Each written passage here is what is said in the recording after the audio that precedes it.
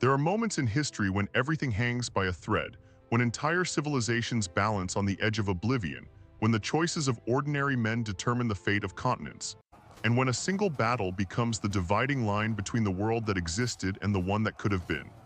In the summer of 479 BC, on a dusty plain north of the small Boeotian town of Plataea, such a moment arrived. Imagine a Greece where Athens no longer exists as a democracy but as a smoldering ruin.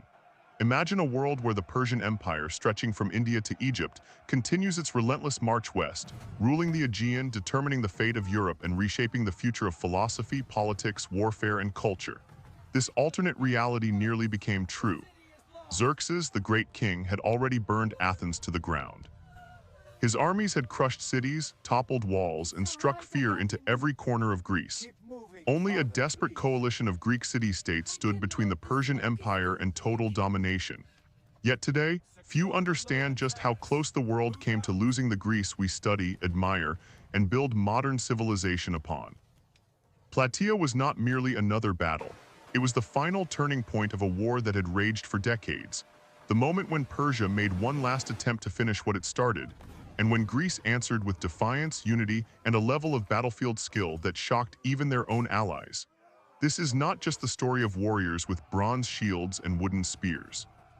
It is the story of a crossroads moment in human history, the story of how Greece, battered and burned but unbroken, crushed the Persian Empire's last hope of conquest.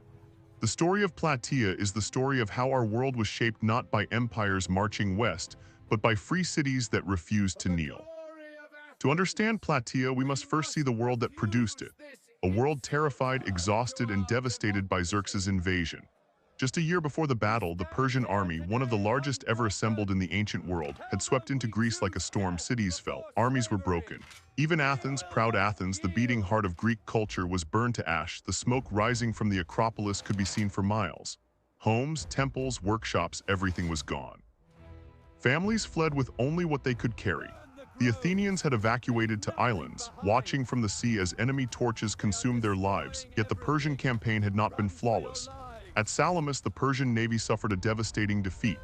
Xerxes, fearing rebellion across his vast empire, retreated back to Asia, but he left behind something just as dangerous as his own presence: Mardonius, his ruthless general and the architect of Persia's final plan. Mardonius was no ordinary commander. He understood Greek politics, Greek pride, Greek rivalries.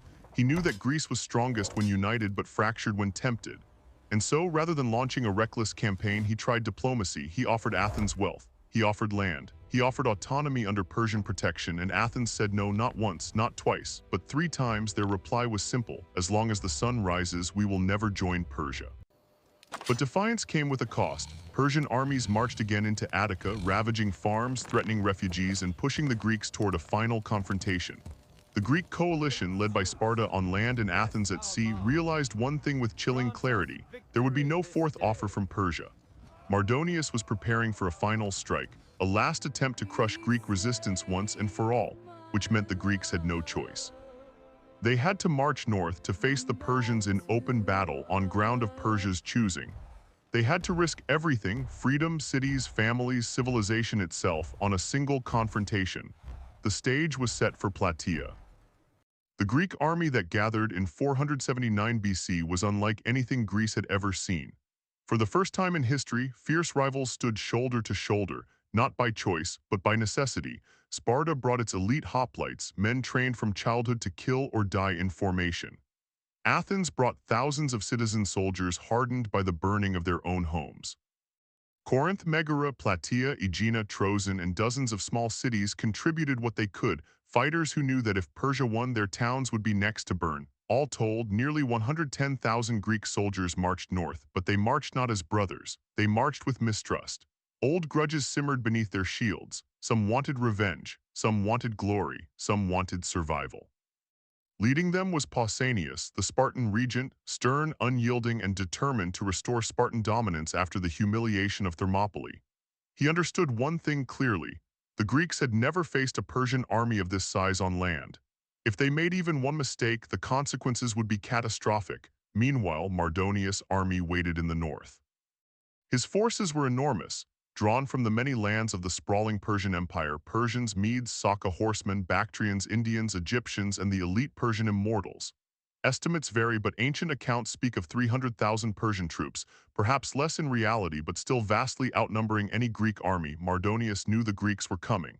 He also knew something even more important: the Greeks were afraid of cavalry. Persian horsemen dominated open plains. They could flank, harass, and disrupt formations. And so he positioned himself on ground perfectly suited for cavalry warfare, but the Greeks refused to charge in recklessly. They camped in the hills near Plataea, close enough to threaten but far enough to avoid Persian cavalry charges. For 12 days, the two armies stared at each other across the landscape, neither willing to make the first move. This was not a battle of swords and shields alone. It was a battle of nerves, patience, and psychological endurance, but time was not on Greece's side. Supplies ran thin, Persian cavalry disrupted water sources, tension grew. The Greek alliance began to fray, and then, late one night, everything changed. The Greeks, suffering from lack of water and cavalry attacks, decided to reposition under cover of darkness, a retreat but a deliberate one. Each contingent had specific instructions: pull back in good order, regroup, and form a new line, but the night betrayed them. In darkness, orders became confused. Units lost contact, some marched too far, others not far enough. What should have been an organized movement became, for a moment, a patchwork of disjointed forces. To the Persians, watching from afar as dawn approached, it looked like something else entirely: a Greek collapse. Mardonius saw what he had waited months for: a sign that the Greeks were divided, confused, panicking, and he acted instantly. He ordered the Persian cavalry forward. He ordered his infantry to advance. He ordered an all-out assault intended not merely to defeat Greece but to annihilate it. The Greeks awoke to chaos. Dust clouds rose from the plain as horsemen charged. Persian infantry pressed forward in shimmering waves. The moment Greece had feared had arrived, yet in this crisis, as so often in Greek history, order emerged from chaos. Pausanias, seeing the danger, rallied his Spartans. A single command echoed across the lines: hold the shield line. What followed was one of the most dramatic turnarounds in ancient warfare.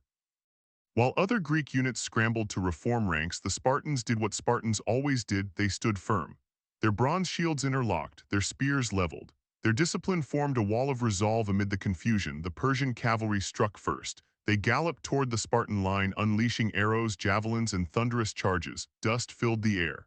Hooves pounded the earth, but the Spartan wall did not break. Greek hoplites were built for close combat, not for fending off mounted attacks. Yet they held step by grinding step, creating precious time for the rest of the Greek army to reform behind them. Then came the Persian infantry, thousands of them, advancing with wicker shields and short spears. They were lighter, faster, and more flexible than the heavy Greek hoplites, but they faced a problem: Greek armor. Greek spears were longer. Greek shields were heavier. And Spartan training was unmatched anywhere in the ancient world. The Persians launched wave after wave, arrows whistling through the air, spears clashing, men shouting, shields splintering. Yet the Spartans refused to give ground. Their formation tightened. Their resolve hardened. The battle had begun in disarray, but the Spartan phalanx was turning chaos into structure. And Pausanias saw something else: an opportunity. If the Spartans held long enough, the Athenians, stationed on another part of the plain, could strike the Persian left flank. It would turn the battle, crush the Persian formation, and end Mardonius' last chance for victory. But to do that, the Spartans first needed to break the Persian elite, and standing before them were the Immortals. The Immortals were Persia's finest warriors, 10,000 elite troops whose ranks were immediately filled each time a man fell, giving the impression that their numbers never changed. They were famed across the ancient world for their skill and ferocity. Now they faced the single most feared infantry force in Greece. The clash was brutal. The Immortals fought with agility and precision, using bows, short spears, and the mobility that had made them dominant against many foes. But the Spartan phalanx countered with tight discipline. Their bronze armor absorbed blows. Their long spears drove deep. For a moment, the two forces seemed equal, unstoppable force meeting immovable object, but slowly the balance shifted. The Persians could not break through bronze shields. Their lighter spears bent or snapped against Greek armor. Their arrows glanced off helmets.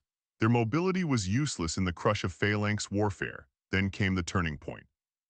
Mardonius himself rode into the fight, urging his men forward, hoping to inspire them with his presence.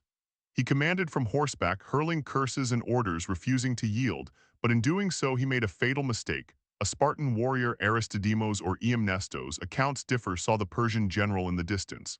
He hurled his spear with all his strength. The spear struck Mardonius. The Persian commander fell from his horse. And the moment he hit the ground, the morale of the Persian army collapsed. Mardonius' death spread like wildfire through the Persian ranks. Elite soldiers faltered. Cavalry units hesitated, infantry formations wavered, and the Greeks sensed it instantly. The Spartans surged forward. The Athenians, now fully formed, struck the Persian left flank. Corinth, Megara, and Plataean troops joined the advance. What had begun as a near disaster became a tidal wave of Greek momentum. Persian units broke.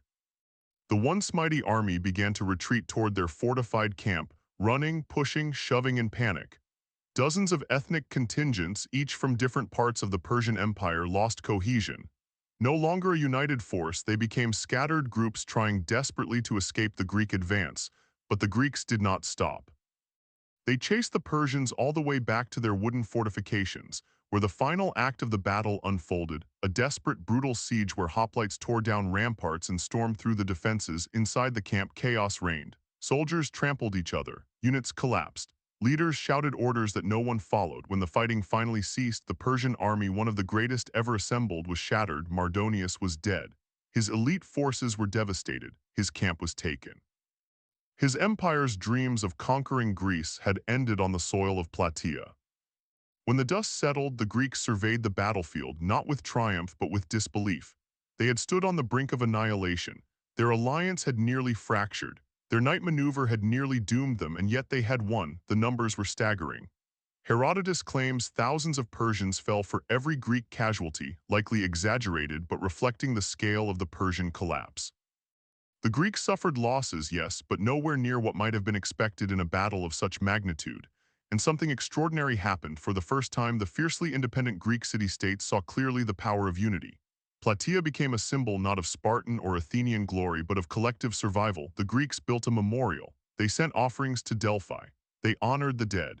And they swore an oath that the battlefield would remain sacred forever. Yet perhaps the most important consequence of Plataea was what did not happen. There was no Persian return, no fourth invasion, no final wave coming across the Hellespont. The Persian dream of conquering Greece had ended, and with that the stage was set for something far greater, Greece's golden age. To understand the importance of Plataea, we must imagine a world where the battle ended differently. If Persia had won, Athens would likely never rise from the ashes. Democracy might have died in infancy. Philosophy, as we know it, might have taken a different path or no path at all. The plays of Sophocles, the histories of Herodotus, the ideas of Socrates, Plato, and Aristotle, none of these may have survived. The concept of the citizen soldier might have faded. The West might have been shaped not by Greek ideals, but by Persian imperial rule. Plataea preserved more than a coalition of cities. It preserved a cultural experiment, a political experiment, a philosophical experiment. It preserved a world that would later give rise to science, literature, architecture, and political thought that still shape us today. Persia remained a giant, a great empire, but no longer an unstoppable tide rolling westward. Greece remained free, a patchwork of rival states, yes, but also a cradle of ideas and innovation that would echo across millennia. And it was the decisions made on that plain, the courage of those hoplites, the resolve of cities that refused to kneel, that made it possible. Today, Plataea is a quiet place, a few ruins, a few markers, a landscape that seems almost too peaceful for the violence it once witnessed. Tourists walk through fields where tens of thousands once fought. Farmers till soil where the fate of civilizations was decided, but history remembers. Plataea is not as famous as Thermopylae, lacking a Leonidas and a last stand. It is not as dramatic as Salamis, lacking the clash of triremes in narrow waters. Yet it is in many ways the most decisive victory of the entire Greco-Persian War. Thermopylae inspired, Salamis stunned. Plataea ended the war. Its legacy is not found in Hollywood or popular retellings, but in the quiet understanding among historians that this was the moment Greece secured its future. Without Plataea, there is no Periclean Athens, no Parthenon, no Greek Golden Age, no foundation for Western thought. It was the day the Greek world stepped out from the shadow of the Persian Empire, not as victims, not as rebels, but as victors. If you enjoyed this deep dive into one of history's most pivotal battles, make sure to like, subscribe, and share this video. It helps us bring more forgotten stories to life. Tell us in the comments what battle, empire, or lost chapter of history you want next. And as always, thank you for watching.